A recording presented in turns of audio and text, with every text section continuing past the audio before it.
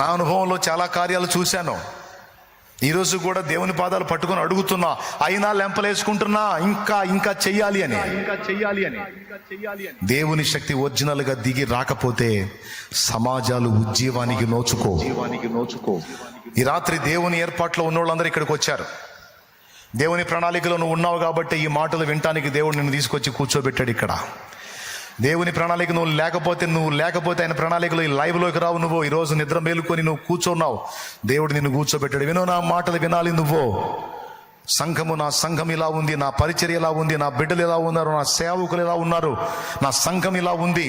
పేరుకి సంఘమే గాని శక్తిహీనమైన సంఘమైంది, పేరుకి భక్తి గల సంఘమే గాని శక్తిని ఆశ్రయించని సంఘమైందని దేవుడు తన సంఘమును గూర్చి, సార్వత్రిక సంఘమును గురించి, ప్రపంచవ్యాప్తంగా ఉన్న సంఘములను గూర్చి నా దేవుడు మాట్లాడుతున్న మాట.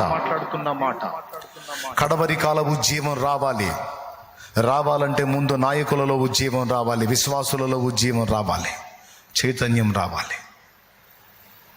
నేను మాట్లాడుతున్న మాటలు నిజంగా ఆత్మీయులైన వాళ్ళకి అర్థమవుతాయి, రోషం పుట్టిస్తాయి. కరెక్టే కదా.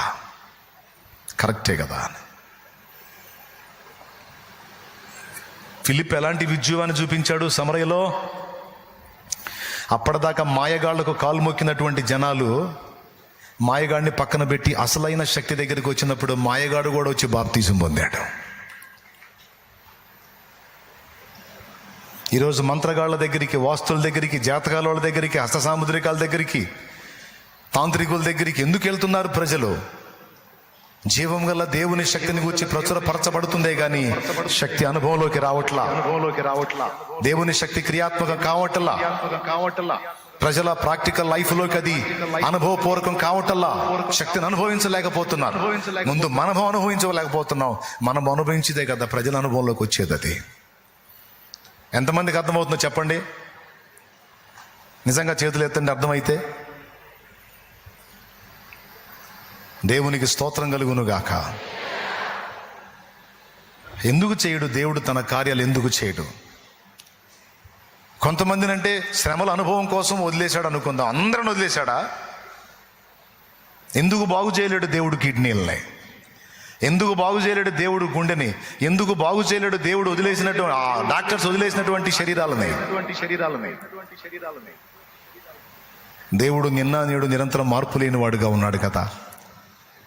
మృతులను సజీవులుగా చేసే శక్తి ఆనాడే కాదు, ఈనాడు కూడా దేవునికి ఉంది కదా. అప్పుడంటే ఆ పవర్ పనిచేసింది, ఇప్పుడంటే ఆ పవర్ చచ్చిపోయిందంట. నీకేమన్నా ఉందా? అయ్యో, మార్పు లేని దేవుడే. దేవుడు మారలా.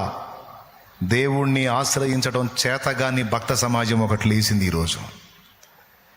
ప్రార్థనా బలిపీఠాలను పడగొట్టుకొని, ప్రార్థనా బలిపీఠాలను కూలదోసుకున్న పనికి మాలిన భక్త సమాజం ఒకటి లేచింది. దానివల్ల జరుగుతుంది ఇదంతా. మోకాళ్ళుని మొర్ర పెడితే ఆకాశం నుండి అగ్ని దిగింది. మోకాళ్ళుని మొర్ర పెడితే 3.5 ఏళ్ళు వర్షం ఆగిపోయింది. ప్రభువా అని కేకేస్తే చచ్చినోడు పిల్లగాడు బతికాడు. మోకాళ్ళుని మొర్ర పెడితే కాకులు రొట్టె మాంసం తీసుకొచ్చి ఇచ్చినాయి. కొండ ఎక్కి కూర్చొని నేనే దైవజనుడైతే నిన్ను 50 మందిని ఆకాశం నుండి అగ్ని దిగి వచ్చి ఇప్పుడే దహించును కాకంటే 51 బూడిద కుప్పలు ఉన్నాయి ఆడ. అలాంటి భక్తుని చరిత్ర మనం చదివాం. ఏమనుందో తెలుసా? ఏలియా మన వంటి స్వభావం గల మనుష్యుడే అని రాస్తుంది. ఇలాంటి శక్తివంతమైన కార్యాలను చూసినటువంటి ఏలియా, చూపించిన ఏలియా నీలాంటి నాలాంటి స్వభావం గల మనుషుడే. తేడా ఎక్కడుంది? భక్తితో పాటు శక్తిని ఆశ్రయించారు. ఎంత స్పష్టంగా చెప్పాడో. పైకి భక్తి గలవారి వలె ఉందురు గాని దాని శక్తిని ఆశ్రయించరు, నమ్మరు, విశ్వసించరు, అనుభవంలో పొందలేరు. ఎందుకు చేయడు దేవుడు తన బలమైన కార్యాలు? ఎందుకు మార్చడు ప్రజల జీవితాలను? ఎందుకు కదిలించడు? ఎందుకు జరగవు దేవుని శక్తివంతమైన కార్యాలు? సమాజం ఎందుకు చూడలేకపోతుంది దేవుని కార్యాలు? అన్నీ నీటి మూటల్లాగా ఉన్నాయి, గాలి మాటల్లాగే ఉన్నాయి. ఏది శక్తి? తేడా ఎక్కడుంది? ఏమందాం దీని గురించి? విశ్వాస యాత్రలో, పోరాటములో ఆయన ఏం చెప్పాడు? నేను మహాశక్తి గలవాణ్ణి. నేనున్నాను. నిన్ను నిలబెట్టడానికి ఉన్నాను, బలపరచడానికి ఉన్నాను. నీ ద్వారా లోకానికి నా శక్తిని చూపడానికి నేనున్నాను.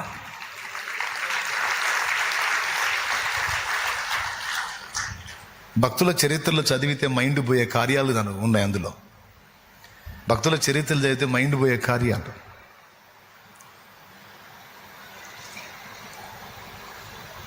మామిడి తోట పూత మొత్తం రాలిపోయి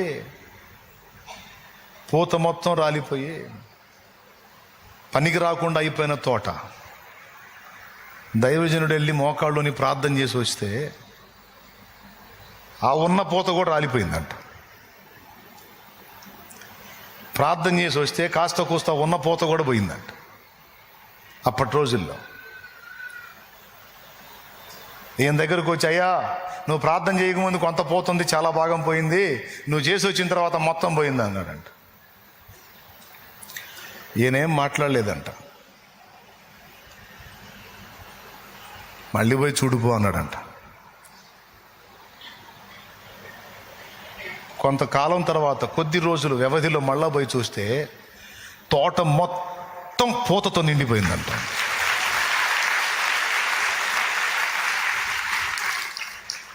పోయి చూడుపో. తోట మొత్తం మళ్ళా పూతతో. వాస్తవంగా పూత రాలిపోయిందంటే ఇంకా ఆ సీజన్ అయిపోయినట్టే. మళ్ళీ ఎట్లా సాధ్యం? పోవాయా, పోయి చూసుకోపో. ఏనేం కంగారు పడలా. అయ్యా ఉన్నది కూడా పోయిందా? అయ్యో అనలా, అసలు తొణకలా. నేను అక్కడ చెప్పొచ్చి ఆయన చూసుకుంటాడు. పూత రాళ్ళకి వెళ్ళదు, పోవాయా, రాలినా మళ్ళీ వచ్చింది పో. పోయి చూస్తే తోట మొత్తం. ఆ దెబ్బకు వచ్చి సాక్ష్యం చెప్పాడు. అలా ఒకటి కాదు. ఇక్కడ ఈ చెవి పక్కన బొల్లు మచ్చతో వచ్చింది ఒక అమ్మాయి.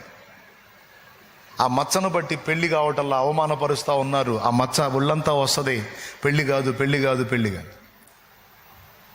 ఫ్యామిలీ ఆ పాపం తీసుకొచ్చారు. ముసలాయన దైవజనుడు, ముసలాయన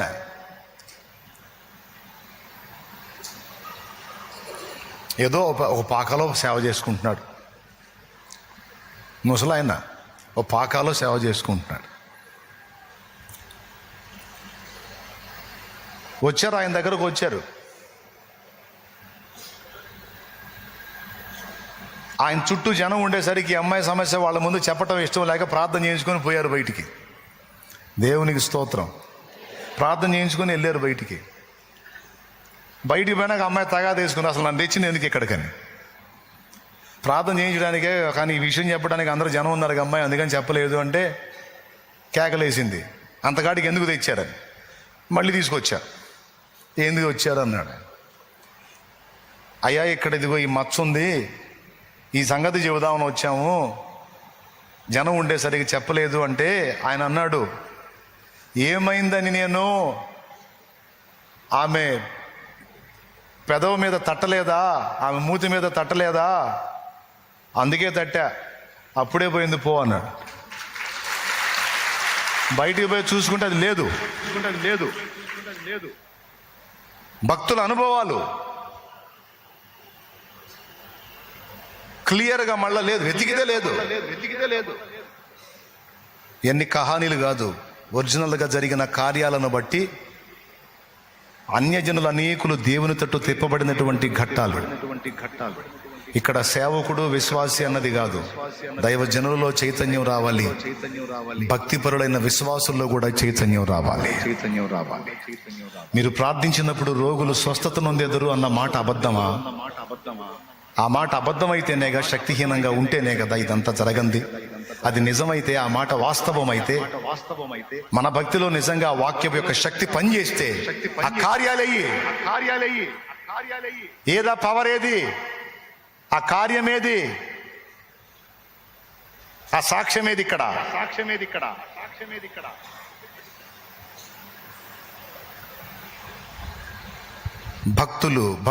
భక్తులేరి దేవుని కార్యాలయ్యి. ఏమనుకోవద్దు, ముగించా. విన్నప్పుడు ఉద్రేకం వచ్చింది, విన్నప్పుడు ఆవేశం వచ్చింది, కరెక్టే కదా. పైకి భక్తుల్లా కనపడుతున్నాం కానీ శక్తిహీనంగా అయిపోతున్నాం, శక్తిని ఆశ్రయించలేకపోతున్నాం, శక్తిని లోకానికి చూపలేకపోతున్నాను ఫీలింగ్ వస్తుంది. కానీ ఈ కాసేపే బయటికి పోయి సెల్ ఓపెన్ చేయి, పాస్టర్ గారు రేపు తెల్లారి ఓపెన్ చేయి, చెప్పిందంతా పోయిద్ది, ఏముండదు ఇక. ఒక సమాజం ఉజ్జీవింపబడాలి, ఒక సమాజం ప్రభావితం కావాలంటే ఒరిజినల్గా దేవుని శక్తి పని చేయాలి, దేవుని శక్తి దిగి రావాలి. పొద్దస్తమానం శక్తిహీనమైన భక్తుల్లాగా, బలహీనమైన భక్తుల్లాగా, పనికిమాలిన భక్తుల్లాగా మనం బతుకొద్దు. ఏది మన మోకాళ్ళ అనుభవం, ఏది మనం దేవుని సన్నిధిని అనుభవించింది, దేవుని చిత్తమైతే రేపు చెప్తా, మరికొన్ని సంగతులు రేపు చెప్తా. దీనికి సంబంధించి మనం మార్పు చెందాలి, దేవునితో మన నడక మారాలి, దేవునితో మన సహవాస విధానం మారాలి, దేవునితో మన ప్రవర్తన మారాలి.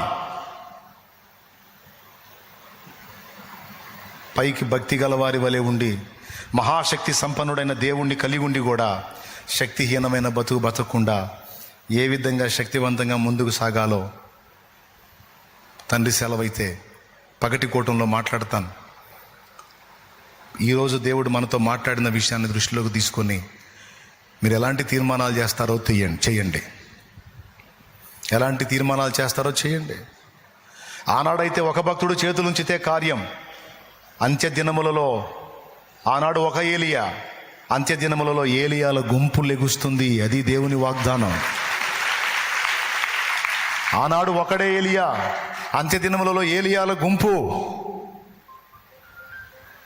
ఆనాడు ఒకడే అభిషిక్తుల గుంపు. శక్తివంతులైన భక్తిపరులు లేవాలి, అలనాటి అనుభవాలు పునరావృతం కావాలి. నా దేవుని ఆత్మ అడుగుతున్న విషయం ఇది. అలా ఒక్కసారి పైకి లేచి నిలబడదాం రండి.